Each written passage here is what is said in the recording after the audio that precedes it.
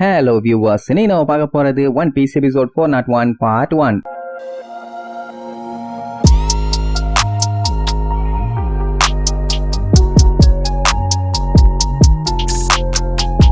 Open பண்ணா போன பாட்டுல எல்லாருமே பிரிஞ்சு போகணுங்கிற மாதிரி ஒரு பிளான் பண்ணாங்கல்ல. சோ ரெய்லி கப்பலுக்கு கோட்டிங் கொடுக்கறதுக்காக கிளம்பிட்டாரு. நம்ம ஆளுங்க ஆப்போசிட் டைரக்ஷன்ல கிளம்பிடுவாங்க. பிராங்கிக்கு இன்னுமே நம்ப முடியல இவங்க பைரட் கிங் க்ரூல உள்ள ஒரு மெம்பர் கூட வேலை பாக்குறாங்கன்னு. அதுவும் இந்த மாதிரி ஒரு இடத்துல அவரை நடந்துக்கிற விதத்தெல்லாம் பார்க்கும்போதே நல்லா தெரியுது அவர் எந்த அளவுக்கு ஒரு பயங்கரமான ஆளுன்னு. உசோப்புக்கு தெரிஞ்சு கோல்டரி ரோஜரோட குரூப்லயே இவரு கொஞ்சம் ஃபேமஸான ஆளாமா. உடனே பிராங்கி ஓரோ ஜாக்சன்ல டிராவல் பண்ற க்ரூ மெம்பர்ஸ் எல்லாம் இப்படித்தான் இருப்பாங்க போலாமா. அட டாம் கடைசியா அத்தனை பேர் அவனை ரவுண்டு கட்டி அடிச்சு குடும்ப கூட பெருமையா சொன்னான், நான் கோல்டரி ராஜருக்கு ஹெல்ப் பண்ணதுல பெருமைப்படுறேன்னு. அப்படி ஒரு ஆளு கூட இருந்திருக்கத நினைச்சு பார்த்தா பிராங்கிக்குமே ரொம்ப சந்தோஷமா இருக்குது. ஆனா பிராங்கி இந்த மாதிரி பெரிய பெரிய ஆளுகளை எல்லாம் மதிச்சதா சரித்திரமே கிடையாது. என்ன திடீர்னு இப்படி நல்லவனா மாறிட்டேன்னு உசோப் கிண்டல் பண்ணுவான். அப்பப்ப நான் பண்ணுவேன்டா அறிவட்டவனேன்னு கத்திட்டு வருவானா. அந்த டைம் திடீர்னு லூஃபி ஸ்டாப் பண்ணுவான். ஐயோ ஏதோ சொல்லி திட்ட போறான் போலேன்னு பார்த்தா நம்ம அம்யூஸ்மெண்ட் பார்க்குக்கு போலான்னு கேஷுவலா சொல்லுவான். உடனே அவனை போட்டு வண்ட வண்டியா திட்டுவாங்க. பின்ன சிச்சுவேஷன் எவ்வளவு மோசமா போயிட்டு இருக்குது. அப்பவும் கூட அவன் திருந்தாம ஜாலியா அம்யூஸ்மெண்ட்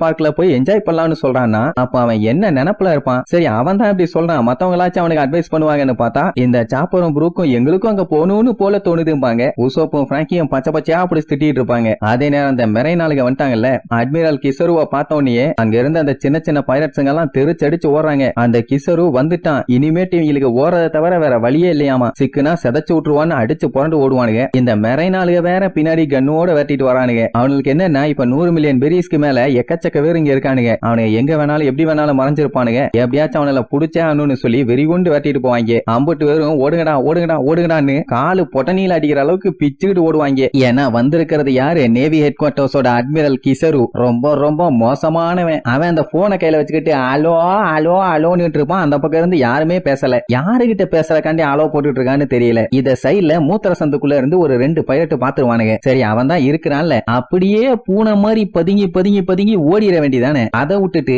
எவனுமே தொட முடியாத ஒரு அப்பாட்டக்கான அந்த கிசருவை நான் போட்டுறேன்டா, இன்னைக்கு இவனை மட்டும் போட்டுட்டேன்னா நான் வேற லெவல் ஃபேமஸ் ஆயிருவேன்னு இந்த ஒரு ப்ளூட்டோ மூஞ்சி சொல்லும். கூட இருக்க சப்பவாயன் சாக்காயி சொல்லுவான், டே வேணாண்டா முட்டா பைய மாதிரி பண்ணாத, அவன் நேவிலேயே கிரேட்டஸ்ட் கிரேட்டஸ்ட் கிரேட்டஸ்ட் வாரியர், அவனை மட்டும் தோட்ட உன்னை ஒருத்தன் கூட விட மாட்டான், ஓட ஓட விட்டு விட்டுவானுங்கம்மா. ஆனா அப்போ அந்த முதவி கேட்கற மாதிரி இல்ல, கையை நடுங்க நடுங்க ஸ்ட்ரைட்டா அவன் தலைக்கு எய்ம் வைப்பான். அது அந்த கிசருக்கு தெரியும். ஆனா கவனிக்காம அவன் பாட்டுக்கு போன் பேசிட்டு இருப்பான். எய்ம் வச்சவன் சாவுடான்னு சொல்லிட்டு பொட்டுன்னு சுடுவான். அதே என்னடான்னா அவன் மண்டைக்குள்ள பூந்து அந்த பக்கமா இருக்க செவுத்துல போய் சட்டுன்னு அடிக்கும். அவனுக்கு ஒரே குழப்பம், சுட்டாமா சுட்டது பட்டுச்சா இல்லையான்னு. சரி பரவாயில்ல, இன்னுமே அவன் நோட் பண்ண மாதிரி தெரியல. இன்னொரு டைம் சுடுவோன்னு மறுபடியும் சுடுவான். அதுவும் கரெக்டா மண்டையில தான் பட்டு மண்டைக்குள்ள போய் வெளியில வந்து ஆப்போசிட்ல இருக்க செவுத்துல போய் பட்டால்னு போடும். இந்த ஷாட் அந்த தாடிக்காரன் தெளிவா நோட் பண்ணிட்டான். கன்ஃபார்மா அவன் மண்டையில போய் பட்டுருச்சுன்னு. பட் ஆனாலும் அவனுக்கு எதுவும் ஆகலை. அப்படின்னா என்ன அர்த்தம், அவனுக்கு என்ன பவர்ஸ் இருக்குது. இதுல வேற இவங்க சுட்டுட்டு இருக்கதான் அவன் பாத்துருவான். இப்படி கண்ணே வேலை செய்யாதால எப்படி இவங்க அட்டாக் பண்ணுவாங்க, ஓரா ஓரா ஓரான்னு சொல்லி பிச்சுக்கிட்டு ஓடுவானுங்க. அவன் என்னடான்னா ஆப்போசிட்ல நின்னுட்டு இருப்பான். என்ன கணங்களா இவ்வளவு அவசரமா ஓடிட்டு இருக்கீங்க,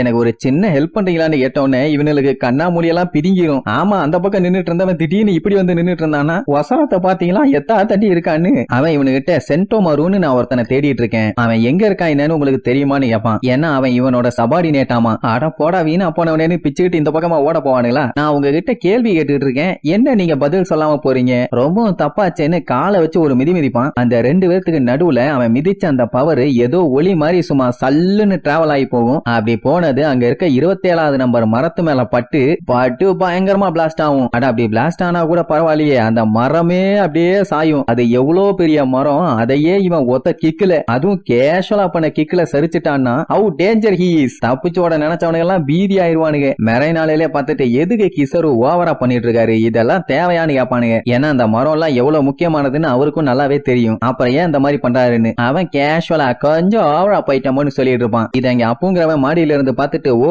இவன் தான் அட்மிரல் கிசருவான்னு பார்த்து ரசிச்சுட்டு இருப்பான். கூட இருக்கவன் பதறுவான், யோ பாத்து இல்ல அவன் எப்படி அடிக்கிறான்னு, இன்னும் யாயா இங்கே இருக்கிறோம், பேசாம இங்க இருந்து ஓடிடலாம், நமக்கு தான் டேஞ்சர்னு பயங்கரமா பதறுவான். அவன் எதுக்குடா பதற, தப்பிச்சு ஓடனா எனிமியா இன்னும் காண்டாக்குற மாதிரி தான் இருக்கும், ஓடனா இதெல்லாம் பார்த்து ரசிக்க முடியுமா, பேசாம இருப்பான். யோ என்னையா பிளான் பண்ற லூசாயா நீன்னு சொல்லி கேட்டுட்டு இருப்பான். அதே நேரம் ஒரு சில மொன்ன பைரட்ஸுங்க எல்லாத்தையுமே மெரைன் ஆளுங்க வேகமா அரெஸ்ட் பண்ண ஆரம்பிச்சிருவானுங்க. அப்போ ஒருத்தன் போனை போட்டு எத்தனை மெரைன் ஆளுங்க இருந்தாலும் சீக்கிரமா வாங்க, இங்க பெரிய பஞ்சாயத்துமா. என்னடான்னு பார்த்தா மெரைன் ஆளுங்க எல்லாத்தையுமே குழந்தையாவும் வயசானவங்களாவும் மாத்தி வச்சிருப்பாங்க. அப்படி மாதிரி அவங்களாலதான் அட்டாக் பண்ண முடியாது. சொல்ல போனா கண்ணையே தூக்க முடியாது, வயசாயிருச்சுன்னா நிக்கவே முடியாது. இப்படி யார் இந்த வேலையை பார்த்தான்னா அந்த ஜுவல்லரி போனிங்கிறவ தான். தின்னுகிட்டே அப்படியே வில்லத்தனமா இழிப்பான். அவளோட பவுண்டி தான் 140 மில்லியன் ஆச்சு. அவளோட பவுண்டிக்கு ஏத்த வேலையை பார்க்காம இருப்பாளா? இதுல வேற தகவல் கொடுத்துட்டு இருந்தவனை பார்த்து, தம்பி நீ என்னவா மாறணும், வயசானவங்களாவா இல்ல குழந்தையாவா அப்படின்னு கேட்டவனே பீதியாகி கத்து நடத்துவான். ஆப்போசிட்ல இருக்கவங்க எல்லாம் பார்த்துட்டு ஏன்டா என்னாச்சுன்னு பதறுவானுங்க. கடைசியில பார்த்தா அவனை குழந்தையா மாத்தி வச்சிருப்பா. ஒரே கதறல் சவுண்ட் தான். 100 மில்லியனுக்கு ஒருத்தான ஆளுங்க பூரா இங்க இருந்து அட்டூழியம் பண்ணிட்டு இருக்காங்கன்னு. அப்படியே கட் பண்ணா மாஃபியா கூட்டத்து தலைவன் கப்போன் பெகே.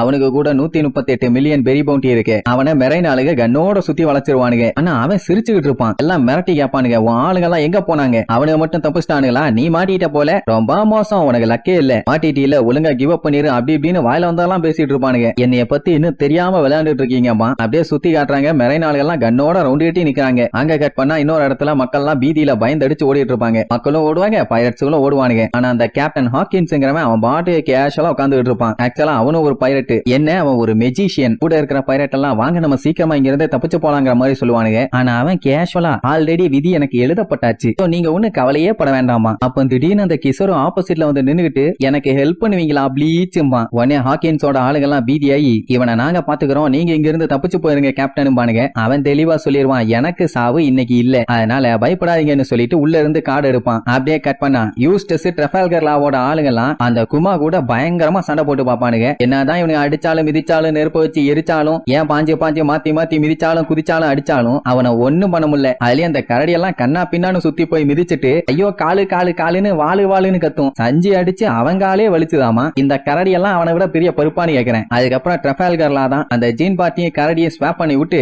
அலையாக அவங்க ரெண்டு கடையிலையும் சண்டை போட விட்டுருவான். யூஸ்டஸ் பார்த்துட்டு சும்மா இருப்பானா, கையில பூரா பயங்கரமா இரும்ப சேர்த்தி ஓங்கி ஒரே அடி. அவ்வளவுதான், அப்படியே சப்பி போட்ட பணம் கொட்ட மாதிரி பேன்னு கிடப்பான். சோமா நொய்யின்ட்டு தேவையா இது, சாப்பிடான்னு சொல்லிட்டு போவானா. ட்ரெஃபால்கர்லா கூப்பிட்டு தம்பி இன்னும் சண்டை முடியல கொஞ்சம் அங்க பாரும்பா. அந்த குமா என்னடானா பின்னாடி திடீர்னு கொடூரமா அது நின்னுட்டு இருப்பான். உனக்கு வாங்கினது பார்த்தல இந்த வாங்கிக்கன்னு சொல்லி அட்டாக் பண்ண மறுபடியும் கையில இரும்பு எல்லாத்தையும் பயங்கரமா சேர்த்துவானா. அந்த டைம் தான் அவன் கையை நீட்டி அவன் பவரை வச்சு ஒத்தே அடி பெரிய பிளாஸ்ட் ஆகும். என்னாச்சுன்னு தெரியல. அப்படியே அங்க கட் பண்ணி இங்க நம்மாலில காட்டுறாங்க. நம்ம லூஃபி வழக்கம் போல புலம்பிக்கிட்டே வர்றான். அம்யூஸ்மெண்ட் பார்க்குக்கு போய் மறைஞ்சுக்கிட்டோம்னா ரொம்ப நிம்மதியா இருக்கும்னு. எப்படி நம்ம லூஃபி அம்யூஸ்மெண்ட் பார்க்குக்கு போனானா அப்படியே மறைஞ்சு அமைதியா உட்காந்துக்குவான். நடக்கிற கதையா இது. சோ எல்லாருமே சேர்ந்து மாத்தி மாத்தி அவனை கிண்டல் பண்ணிட்டே வருவாங்களா. அந்த டைம் திடீர்னு அவங்களுக்கு ஆப்போசிட்ல யாரோ வந்து டம்முன்னு நிப்பாங்க. அவனை பார்த்தவனே இவங்க எல்லாரும் அப்படியே அலண்டு போயிருவாங்க. எது இவனா, வாய்ப்பே இல்ல, இவனுக்கு இங்க என்ன வேலைன்னு. சொல்ல போனா ஜோரோவும் சஞ்சயுமே பீதி ஆயிருவானுங்க. அப்படி யார பார்த்து பீதி ஆறானு பார்த்தா அந்த குமா வந்து நின்னுட்டு இருப்பான். அப்படின்னா இங்க ஒரு குமா இல்ல எக்கச்சக்கமா இருக்கானுங்க போல. ஒருத்தனையே சமாளிக்க முடியல, இத்தனை பேருனா என்ன ஆகும். லூஃபிக்கு இவன் யாரு என்னன்னு சுத்தமா தெரியல. ஏன்னா லாஸ்ட் டைம் இவன் நம்ம க்ரூ கூட சண்டை போடும் போது மயக்கத்துல இருந்தான். சோ இப்படி அவனை பார்த்து பீதி ஆயிட்டு இருப்பாங்களா. அப்படியே கட் பண்ணி ஏதோ ஒரு கோட்டை மாதிரி ஒரு இடத்த காட்டுறாங்க. அங்க இருக்க ஆளுகள்லாம் எனிமீஸ் வந்துட்டாங்க நம்ம அட்டாக் பண்ணணும்னு சொல்லி வேகமா கனானெல்லாம் எடுத்து ரெடி ஆவாங்க. சுத்தி இருக்க மெரைன் ஆளுகள்லாம் பார்த்துட்டு மிரண்டுருவானுங்க. என்னடான்னு பார்த்தா அந்த பீரங்கிய கொண்டு வந்து நிப்பாட்டினவனுங்க எல்லாருமே குட்டியூண்டு இருக்கானுங்க. அதுவும் அவனுங்க ஃபயர் பண்றது எல்லாமே குட்டி குட்டி குண்டுங்க. அப்படி எங்க இருந்து ஃபயர் பண்றானுங்கன்னா மாஃபியாவோட உடம்புக்குள்ள இருந்து.